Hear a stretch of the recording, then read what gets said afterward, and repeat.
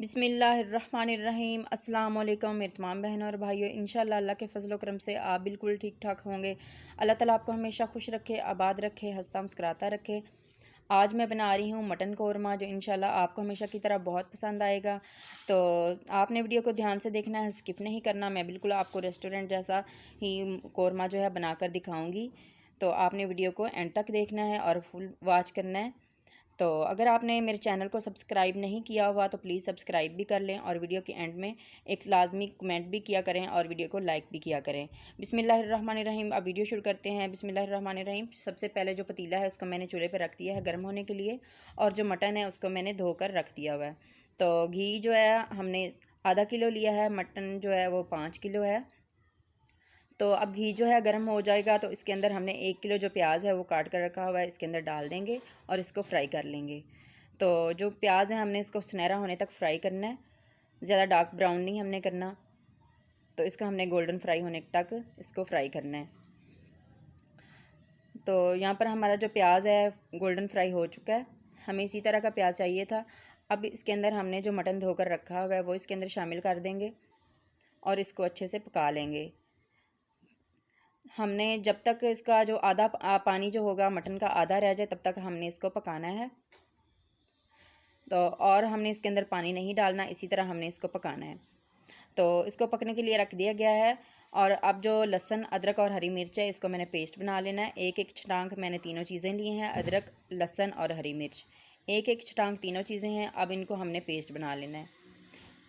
तो यहाँ पर मैंने पेस्ट बनाकर इसके अंदर डाल दिया है। तकरीबन इसको पकते हुए मटन को 20 मिनट हो चुके थे।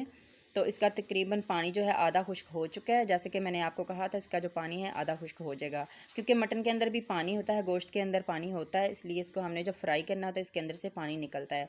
तो अब हमने इसको मिक्स कर लेना है, अच्छे से हमने इसको मिक्स कर लेना है। लहसुन अदरक और हरी मिर्च का जो पेस्ट बनाया था वो इसके अंदर मैंने डाल दिया, आपको दिखा नहीं सकी तो वो मैंने इसके अंदर शामिल कर दिया। अब इसको हमने अच्छे से मिक्स कर लेना है। और साथ ही मैंने आधा किलो टमाटर लिए थे, इनको भी मैंने पेस्ट बना लिया था, वो भी साथ ही इसमें शामिल कर देंगे। तो अब इसको भी हमने अच्छे से मिक्स कर लेना है। तो अब जो हमारा मटन है इसको हमने इन्हीं के पानी में पकाना है। टमाटर का जो पानी है इसके अंदर भी हमने इसको गला लेना है, इसी में ये गल जाएगा और हमें पानी डालने की ज़रूरत जो है नहीं पड़ेगी, क्योंकि मटन जो है वो जल्दी गल जाता है। अगर आप बड़ा गोश्त जो है उसका कौरमा बना रहे हैं तो फिर उसमें हमें पानी डालने की ज़रूरत पड़ती है। चिकन में भी नहीं पानी डाला जाता और मटन में भी ज़्यादा पानी डालने की ज़रूरत नहीं पड़ती।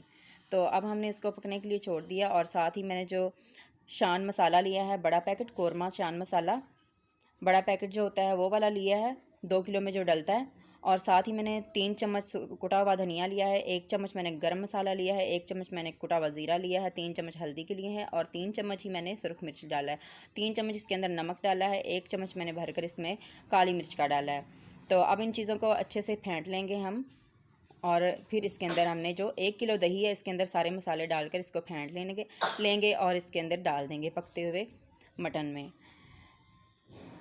अच्छी तरह से हमने प्याले को साफ़ कर लेना है। तो अब इसको मिक्स कर लेते हैं अच्छे से। तो अब जो दही है हमने इसमें सारे जो मसाले डालकर इसके अंदर डाल दिए हैं। तो इसी दही में जो बाकी की जो कसर होगी मटन की वो भी बिल्कुल ठीक हो जाएगी।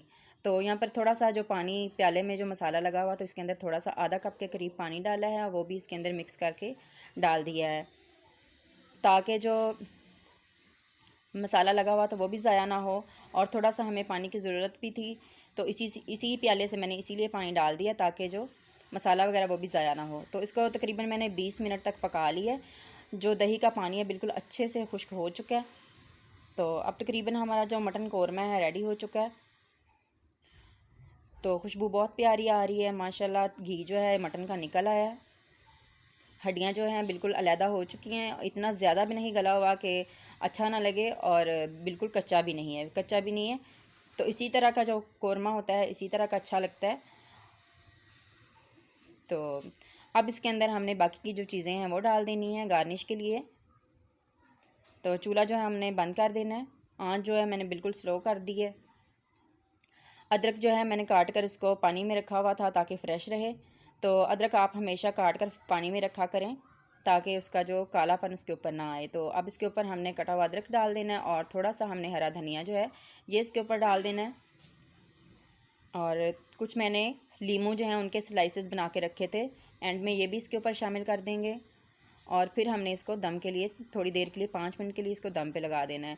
तो इंशाल्लाह आपको आज की वीडियो बहुत पसंद आई होगी। मुझे दुआ में याद रखिएगा। अल्लाह ताला आपको हमेशा खुश रखे। अल्लाह हाफिज़। अस्सलाम वालेकुम।